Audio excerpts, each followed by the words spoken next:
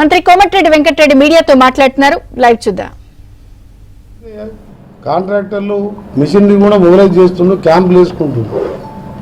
ఇలాంటి సమయంలో అది కూడా వర్షాలు బాగా పడే సమయంలో కాంట్రాక్టర్లు మీరు మీటింగ్ పెట్టి సమ్మెకి ఇలాంటి చర్యలకు పోవద్దని నా రిక్వెస్ట్ మేరకు వాళ్ళు కూడా ఈరోజు మాట్లాడుకొని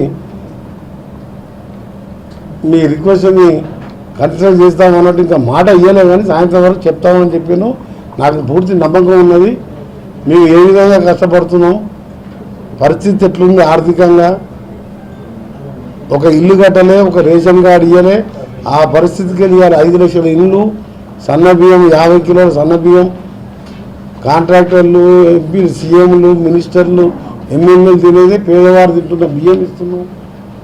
ఇలా చెప్పుకుంటూ పోతే మా సంక్షేమ కార్యక్రమాలు 10,000 కోట్లు మహాలక్ష్మి పథకం ఫ్రీ ఆర్టీసీకే ఇచ్చినాం.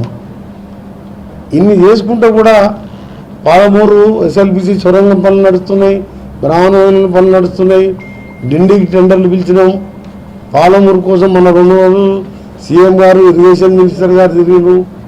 ఇవన్నీ చేస్తున్నాం కాబట్టి మేము అన్ని రాష్ట్రాన్ని అభివృద్ధి దృష్టిలో పెట్టుకొని 10 ఏళ్ళు జరిగిన విధ్వంసాన్ని సరిచేయాలంటే సమయం పడుతుంది.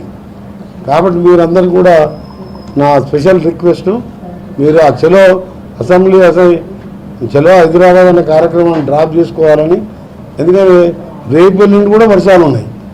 మీ కాంట్రాక్టర్లు అందరూ హైదరాబాద్కి వచ్చి ఇక్కడ మీటింగ్ పెడితే తర్వాత డ్రాప్ చేసుకున్న సడన్గా వర్షాలు పడితే మీరు లేకపోతే ఇమీడియట్గా మా ఆఫీసర్లు మళ్ళీ ఇమీడియట్గా అక్కడ బ్రిడ్జ్ దగ్గరను ఏమైనా జరిగితే బస్సులు ఆగిపోయినా ప్రమాదాలు జరిగినా ఉండదు. కాబట్టి ఈ పరిస్థితుల్లో విడ్డ్రా చేసుకోమని మీకు మరొకసారి ముఖ్యమంత్రి గారి తరఫున, నా ఆర్ఎండ్బి శాఖ తరఫున రిక్వెస్ట్ చేస్తున్నా.